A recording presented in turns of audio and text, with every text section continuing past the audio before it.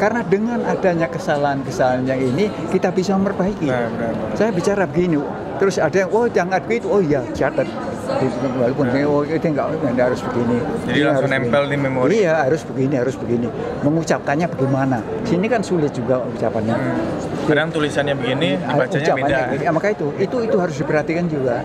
Jadi di sini banyak aspek-aspeknya yang lain dengan aspek Indonesia. Oleh karena itu dalam cara mempelajarinya, kenapa saya bisa menguasai bahasa Rusia itu lebih cepat dari saya membuat suatu skema. Jadi misalnya sekarang itu ini titiknya ya. Nah, apa yang penting? Kata kerja, ya. Kata kerja. Ditanya apa yang mempengaruhi kata kerja? Waktu, ya, kemarin, hari ini, besok di sini. Gender, laki-laki, perempuan ini gini. Jumlah sedikit, jumlah banyak, gini. Tunggal jamak gitu ya? Iya, tunggal jamak. Terus apalagi gitu. Nah, ini diteliti apa yang mempengaruhi kata kerja ini untuk bisa mengetahui. Misalnya saya bicara saya jalan ke situ, ya.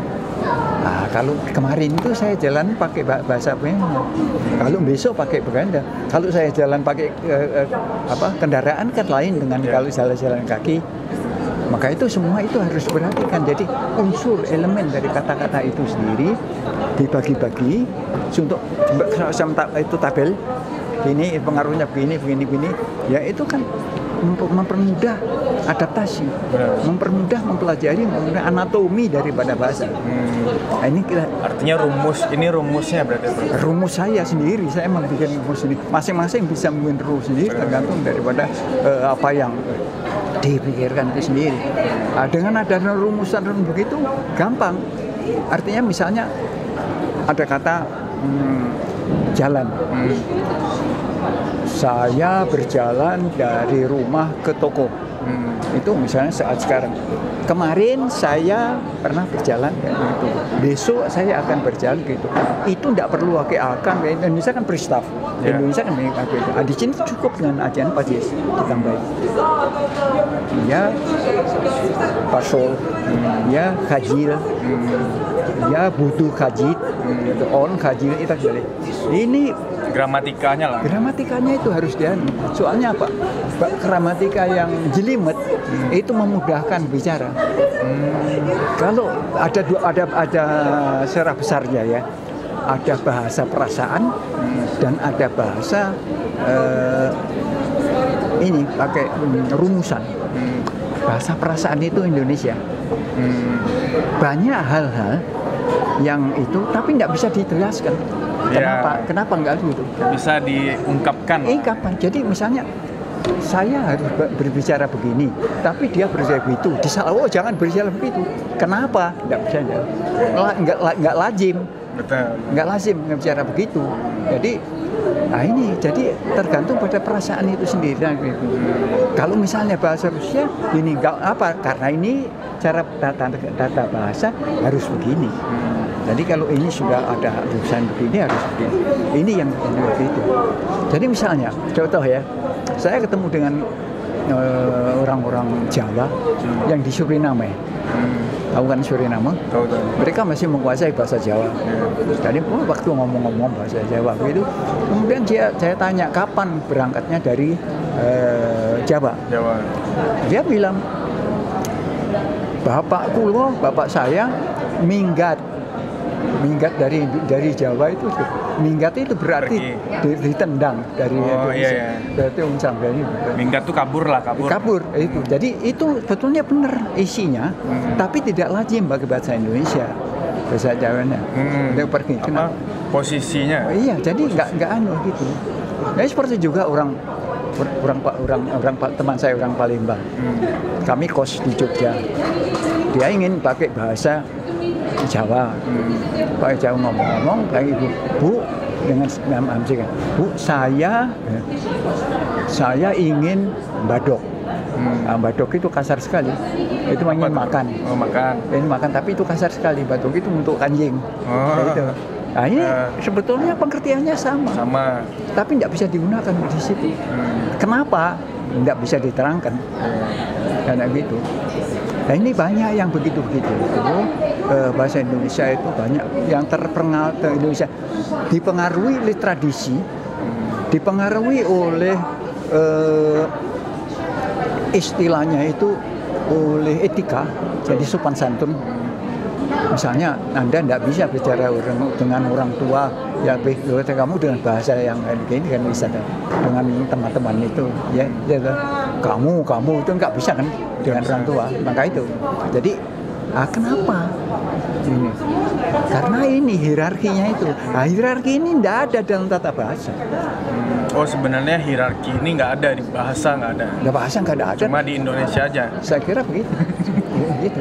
Nah ini maka itu kadang-kadang kita itu janggal melihat bahwa orang-orang Eropa dengan bapaknya kok bicara kayak gitu, kok dengan Anda kok begitu? Karena mereka nggak ada batas. Ya. Batas tingkatan-tingkatan begitu tidak ada. Kalau Indonesia apalagi orang Jawa itu masih ada. Bahwa ini orang ini dengan ini sebaya, kamu bisa bicara dengan ini, dengan tinggi kamu bisa bicara dengan bahasa ini, lebih tinggi lagi harus pakai bahasa ini. Nah ini bahasa tradisi. Dan nadanya juga pun maka itu tidak berbeda. Boleh artinya itu dengan bahasa keras, berbicara keras dengan orang tua. Dan pokoknya tingkah laku Indonesia itu dipimpin istilahnya itu dengan tradisi, dengan sopan santun, dengan yang itu. Dan itu saya masih menghargai sekali itu. Karena inilah yang memelihara identitas daripada bangsa Indonesia. Kalau ini sudah hilang, artinya itu meniru gaya-gaya orang Barat, kita hilang. Nggak ada autentifikasi kita sebagai Indonesia itu nggak ada autentikannya. Ya itu kalau kita ada yang kadang-kadang ingin kayak orang Barat, kayak orang itu pakai nama yang sulit-sulit, ada nama Amerika pakai John, pakai ini, pakai itu, ya bicaranya ya saya dengarkan bicara bahkan di Indonesia sayang sekali bahkan pejabat-pejabat pemimpin mengabaikan bahasa Indonesia. Dalam bicara selalu disebut bahasa Inggris untuk menunjukkan education dia. Benar. Untuk menunjukkan keahlian, tapi itu salah. Karena apa? Karena kita warga itu meniru pada bapak-bapak pimpinan itu. Kalau mereka bicaranya kayak gitu ya berarti seorang meniru juga. Maka itu dikira bahwa inilah yang artinya maju. Kalau orang maju harus bisa nyosol itu bahasa Inggris. Walaupun itu secara sederhana bisa diganti dengan bahasa Indonesia. Ya, itu kadang jadi tren juga, Prof. Nah, maka di Indonesia. Itu salahnya. Maka itu saya sekarang dengan teman-teman di Indonesia itu dengan Pak Suryo yang di Jakarta itu berusaha untuk mengembalikan pengertian penggunaan bahasa Indonesia itu. Jadi dengan mengadakan sayembara nulis bahasa Indonesia dengan ada tulisan-tulisan bahasa Indonesia dan sebagainya untuk menghidupkan lagi pengertian bahasa Indonesia. Karena kalau itu hilang, ya kita kehilangan identitas. Sekarang itu sayangnya buku-buku bahasa Indonesia yang ada di Indonesia saya buka itu juga tidak murni bahasa Indonesia. Jadi sulit untuk mencari yang kayak zaman dulu yang gitu. Memang itu mungkin dikatakan ortodok, mungkin dikatakan itu, tapi itu adalah akar dari kita, akar dari bangsa. Kalau bangsa, identitas bangsa itu dimulai daripada bahasa. Jadi nantinya itu dari siapa itu. Jadi kalau sudah mulai melupakan bahasa asli, menggunakan bahasa apakah bahasa Inggris, apakah bahasa Arab atau bahasa mana untuk jadi gitu supaya menunjukkan itu sudah salah. Jadi artinya itu kita bisa menguasai bahasa asing, tapi jangan sampai bahasa asing itu mengganti bahasa kita sendiri. Jadi jangan mengabaikan bahasa Indonesia, karena bahasa Indonesia itu kalau digali itu kaya sekali. Jadi tiap kota kita punya bahasa sendiri juga. itu pokoknya ya. Sekarang banyak negara, Ribuan gitu. banyak negara yang sampai sekarang nggak punya bahasa. Malah mengadaptasi bahasa negara lain. Iya, banyak negara-negara Amerika Latin dengan bahasa Spanyol, Benar. ya kan? Negara-negara Afrika dengan bahasa Perancis, Kadang Inggris juga. bukan Inggris, Perancis, Spanyol dan sebagainya. Jadi bahasa pinjaman, Bahasa pinjam adaptasi. bahasa sendiri nggak dikembangkan, walaupun harus dikembangkan. Maka itu sekarang itu saya lihat ada perkembangan di Afrika menggunakan bahasa Swahili, misalnya bahasa Swahili di India mengenai Hindi, dan itu maju ke arah situ. Nah, kita bagi orang Indonesia, terutama juga dari kalangan yang menguasai bidang-bidang itu, sebagai wartawan dan sebagainya, sering-seringlah menggunakan bahasa Indonesianya itu. Jadi menghidupkan bahasa itu untuk supaya rakyat itu atau kita sendiri itu jangan lupa bahwa memang ya agak sulit karena sudah menjadi kayak salah kaprah lah istilahnya itu, bahwa semua pakai bahasa. Karena pengaruh budaya-budaya luar juga kali, Bro. Ya itu pengaruh yang jadi ini ya, ada pertama pengaruh luar, bahwa banyak hal-hal yang bahasa Inggris, misalnya di bidang internet, bidang komputer, semua bahasa Inggris. Karena apa? Karena semua sumbernya di bahasa Amerika. Itu satu. Yang kedua, ada juga elemen gengsi.